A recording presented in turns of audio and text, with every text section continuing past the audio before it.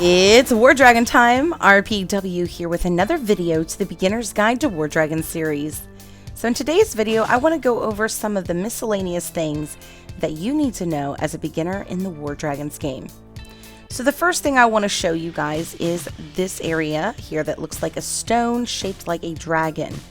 This is called the shrine, and if you notice at the top, it has a bubble that says ready. This bubble means that I actually have been able to summon the dragon from this cave, or whatever you want to call it.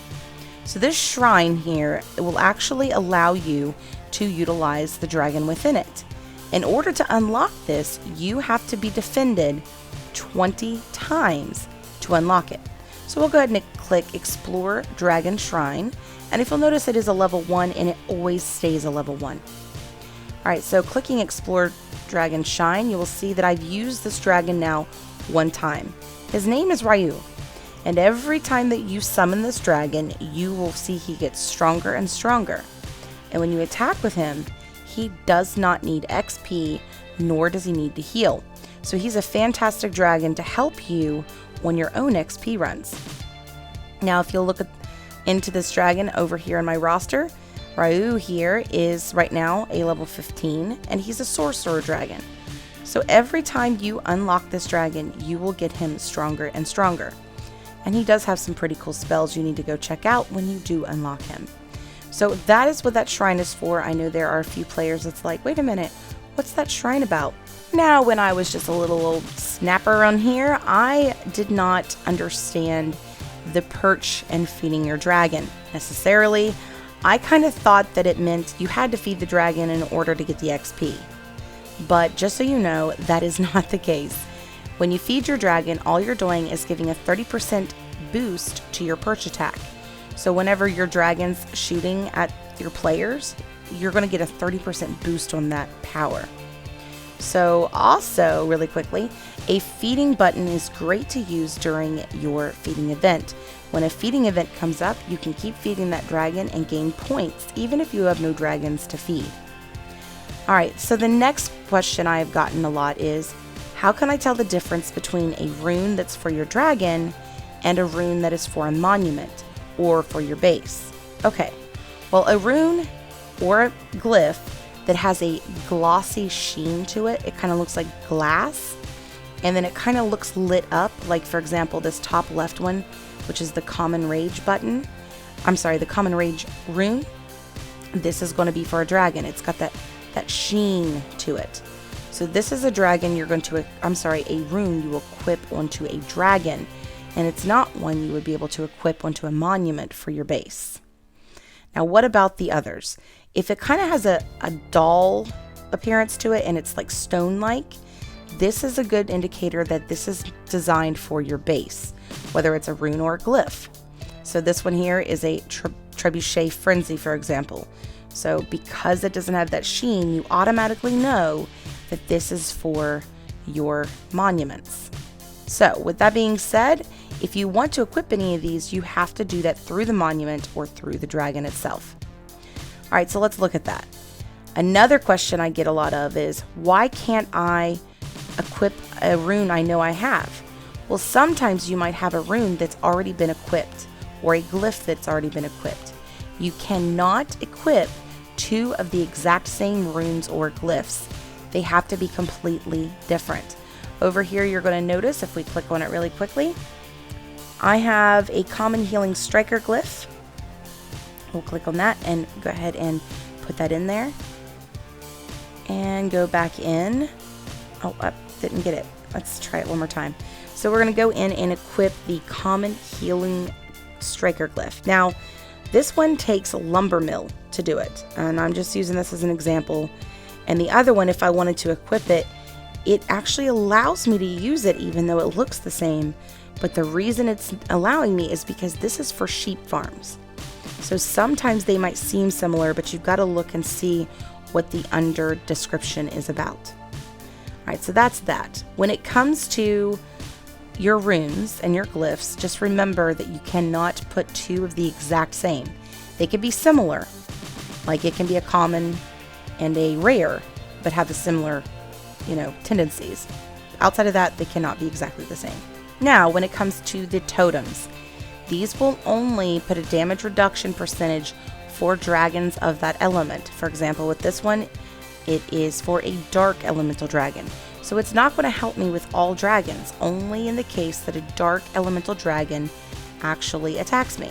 So if you've ever gone into Team Chat and you see where somebody asks for a specific amount of lumber to upgrade a tower, they are utilizing this little diamond shaped button to the left of your upgrade button.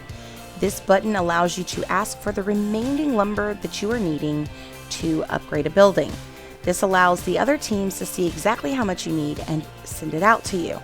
So if you click that, you can click yes, and it will paste it automatically into your chat. Then you click send, and it will put it out for your team to see. So a lot of times that's what you'll see, so that they don't get too much lumber or they don't have to go in and do the math themselves. It's a great little tip for anybody trying to upgrade their base. Later today, we're going to have the fight pits begin, and in the fight pits, you're going to notice an island will pop up out of this water here on the left-hand side. I don't know if you've seen it before, but it'll be right here where I'm circling. And this specific zone is where they will bring up islands for PvPs. Otherwise, you will see it in a diamond underneath the store.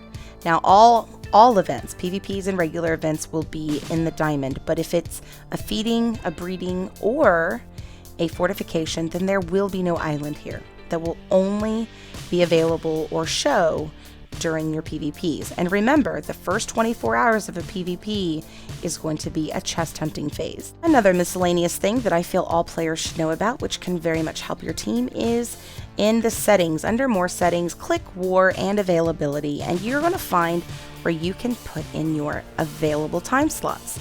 This is really going to help your team decide when it's best to get together for wars and back people up and so forth. Now, when you go in here, all you have to do is go through and click on the actual time slot, and you can change it from none to best, maybe, and back and forth. So for example, I'm usually really available in the mornings and somewhat in the afternoons, but definitely before I go to bed. So this is when I'm going to put that I'm best available. And sometimes I do get up pretty early, but I'm making your videos for YouTube, so I'm going to put maybe in that zone as well. So the team will be able to come up with numbers and see exactly when everyone else is going to be available with this. So make sure you utilize this tool. Okay, so let's go ahead and go into the next little thing, which is in the same zone, which is your settings menu. We're going to actually go over to the forums button. When you click on this, it's going to take you to an external website within the game. And this is where you're going to sign in with your actual War Dragons Pocket ID login, which means the exact same email and password that you set up within your game. So I'm going to go ahead and hop out really quickly and log in with this account so that you guys can see how the beginners part of this starts. Okay, so now we're back, and I have signed in as my little account of royalpaynewife. And if you go in here, you're going to notice that there's a guy called DiscoBot that is going to be messaging you. And if you read this carefully, there will be some directions on explaining how to do things. For example, he wants me to go down and bookmark this message, and I will get something in reply. So we'll click the little dots. There's 3 dots down here, and this is going to bring up the actual bookmark. Click, and after we've done this, it's going to bring up a reply from DiscoBot. Now DiscoBot is going to send us a new directive. He wants us to copy a link from the several links below and right click with your mouse if you want to, for example, if you're doing this on the PC, and then you're going to reply with that. So let's choose the top one, and we're going to copy. Then we're going to go down, click reply, and we're going to paste this into the body and click reply. Now this is going to unlock a new thing, and what this is doing is a tutorial to teach you how to use the entire forum section. But we're going to go ahead and hop out of here really quickly, and we're going to go look at the forums itself. Clicking categories, you're going to see that there's all these categories from announcements, general discussion, and so forth. When you click announcements, this is going to be stuff that comes directly from PG employees. And you're going to be able to find a lot of cool stuff. For example, up here we have runic chests and rotating contents. And this is going to tell us what their current rotation is on these. And you're going to be able to find a lot of cool information that's going to help you within here. There's breeding guides, there's other players there ready to answer questions, and much more. So be sure to check that out. Now, if it's to, fix an issue, be sure to try the help button before you go into forums, and before you post anything new, search and make sure nobody else has asked that question. Okay, next up is going to have to be your builder's hut. I have a lot of people asking me, how do I get these eggs? It says I don't have enough eggs. Okay, let me show you what this is about. Those eggs are the same eggs that you're going to use in your Hall of Research. Do you remember these little eggs you get? Every time you get these eggs, which are extra eggs, you can do research or you can build your builder's hut. In order to get these, you actually have to breed them. So this isn't breeding your regular dragons. This is breeding, like for example, let's go into one of these here. We'll click on this guy here. He's got one that isn't bred, and underneath of him is only gold or orange, so he's not a good example. But we'll go ahead and go over here, and you'll see that he's got a green egg that's about finished with a check mark. I finished that egg already, but what I need to do is refill that to get an extra green egg. Now you'll get these as you breed other dragons. I don't suggest going back and rebreeding dragons for these unless you've completely finished breeding up any red or whatever color it is. But we'll go ahead and get this. Here we go. Now I've got 40 of those fragments, which unlocked a second spare egg. So now I only need 2 more. Now do not do this breeding outside of a breeding event because these are worth points. So leave them be. Now, my last little tip for you guys today is your breeding castle. There are going to be times whenever you are going into the event, for the breeding event for example, and there's nothing to breed. Sometimes it's because you need to upgrade this castle. This is a level 5, which means it's very possible that I can't unlock dragons that are breedable only because of the castle level. So if you find yourself where all of your dragons are breedable but there's nothing else to breed, make sure you upgrade that castle just in case that is why. Alright guys, that is it for today's video. I hope that this helped answer questions that were out there and helped clear up some little miscellaneous things within the game. And I will see you guys again next week for another beginner's guide. Be sure to leave my video a big thumbs up, subscribe to my channel, and sign up for notifications. Happy hunting!